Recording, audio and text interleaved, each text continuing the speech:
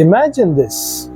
You're walking across a frozen tundra, the winds howling, snow crunching underfoot, when suddenly the ground trembles. A shadow moves through the mist, and then, emerging from the blizzard, a towering beast with fur like a shaggy carpet and tusks that are longer than a limousine. That, boys and girls, is a mammoth. But hold on, what about the mastodon?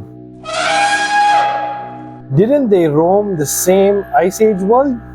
Well, yes and no. Hello, boys and girls. I'm Dr. Ron, your friendly neighborhood zoologist. Today, we are heading back to the Pleistocene to meet two of the most legendary giants of the Ice Age. I'm sure you've guessed who they are by now. Today, we are going to be talking about mammoths and mastodons. They are big, they are hairy, they are extinct, and no, they are not the same animal. So let's get into the frozen facts and settle the confusion once and for all. Let's start with the names, because as usual, names say a lot.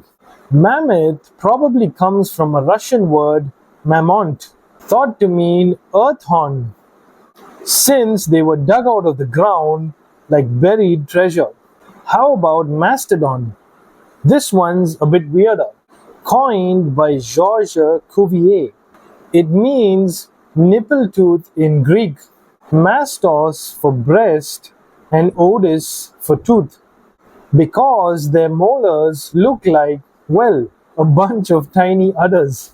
What does that mean? It means someone looked at those teeth and thought, this fossilized monster clearly chewed with a dairy farm. Paleontologists really do be naming things like that. So what makes a mammoth and a mastodon a mastodon? Think of mammoths as the tall, lanky tundra walkers. Long legs, sloping backs, and spiral curved tusks that could stretch over 15 feet. Some even had a shoulder hump from their elongated spine. Mastodons, on the other hand, were more like stocky forest tanks, shorter, barrel-chested, and with straighter tusks. And those famous nipple-teeth molars, perfect for crushing coarse plants. Fun fact, their tusks weren't just for show. Mammoths may have used theirs to sweep away snow, spar with rivals, or just win Best Ice Age facial accessories. These giants didn't exactly share the same postal code. Mammoths, especially the woolly kind, thrived in cold, open plains. Places like Siberia, Northern Europe, and Ice Age North America. They were built for snow with thick fur and a layer of insulating fat that would make even a polar bear jealous. Mastodons, meanwhile, were forest dwellers. Think North and Central America, munching their way through dense woods, wetlands, and swampy lowlands. So, when mammoths were busy stomping through icy tundras, mastodons were busy doing their thing in the forest, like two roommates with completely different vibes. Here's where their teeth really shine, or don't. I mean, they were fossils. Mammoths were grazers. They fed mostly on grasses, shrubs, and tundra plants. Their flat, rigid molars worked like salad grinders. Mastodons were browsers. They preferred twigs, bark, and tree leaves. Their conical teeth helped them to crush woody material, not unlike a prehistoric paper shredder. So, if you're throwing an Ice Age party, you better have a salad bar and a woodpile. Despite their differences, both were herbivores, social animals, much like their modern cousins, the elephants. They traveled in matriarchal herds led by experienced females, with young ones tagging along. What about the males, you ask? After puberty, they usually wander off and live alone like big, hairy bachelors. Mammoths likely migrated across vast icy territories. Mastodons? More of the homebody type, content with their forest patch. Basically, mammoths were the adventurous nomads, and mastodons were the chill introverts with a log cabin. Ah, yes, the mammoth in the room, or rather, the mammoth that isn't in the room anymore. Around 10,000 years ago, both mammoths and mastodons went extinct. The reasons? A brutal combo. Rapid climate change after the Ice Age, overhunting by early humans, and changing landscapes and shrinking food sources. But some of the mammoths held out. The last known ones lived on Wrangel Island, up in the Arctic until around 4,000 years ago, which means they were still around until the pyramids of Giza were being built. History overlap unlocked.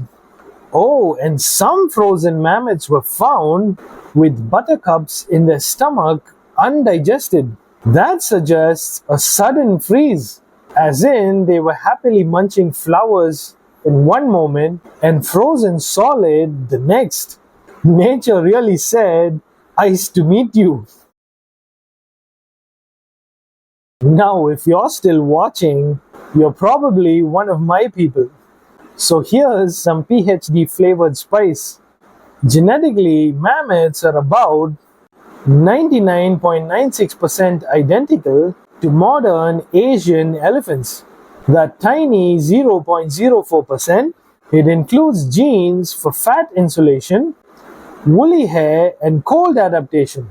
And yes, scientists are working on bringing mammoths back through de-extinction projects using CRISPR and elephant surrogates. We're talking about creating a mammophant, part mammoth, part elephant, all Jurassic Park vibes. What does that mean? It means in a few years, your grandkids might be able to visit a mammoth at the zoo or in the metaverse, who knows? Let's hit you with the coolest, pun intended, breakthrough in mammoth science.